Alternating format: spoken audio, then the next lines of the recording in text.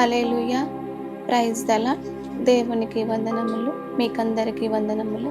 ఉదయకాల దేవుని వాగ్దానం యోహాను రాసిన 3వ పత్రిక 1వ అధ్యాయం 2వ వచనం ధ్యానించుకుందాం. ప్రియుడా, నీ ఆత్మ వర్ధిల్లుచున్న ప్రకారము నీవన్నీ విషయములలో వర్ధిల్లుచు సౌఖ్యముగా ఉండవలనని ప్రార్థించుచున్నాను.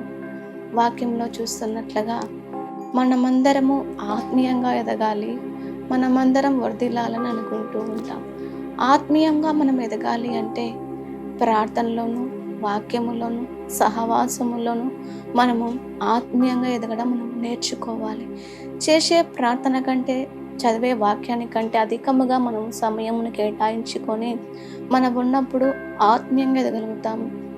అలాగే మనం వర్ధిల్లాలి అంటే వాక్యంలో చూస్తూ ఉన్నాము, యేసు దేవుని దయయందును మనుషుల దయయందును వర్ధిల్లాలని చూస్తూ ఉన్నాము.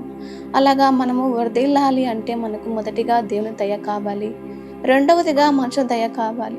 అలా ఉన్నప్పుడు మనం వర్ధిల్లుతాము, ఆశీర్వాదకరముగా ఉంటాము. అలాగే వాక్యంలో చూస్తూ ఉన్నాము, మనము దేవుని మందిరంలో నాటబడిన వారై వర్ధిల్లుతామని వాక్యంలో చూస్తూ ఉన్నాం.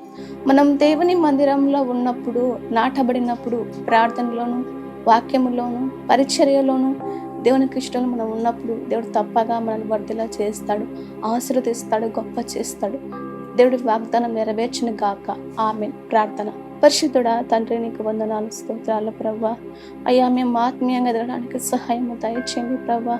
అయ్యా, వర్ధలడానికి సహాయము దయచేయండి. ఈ వాక్య ప్రకారంగా జీవించడానికి సహాయము దయచేయండి. యేసు నామములో ప్రార్థిస్తున్నాము తండ్రి. ఆమేన్.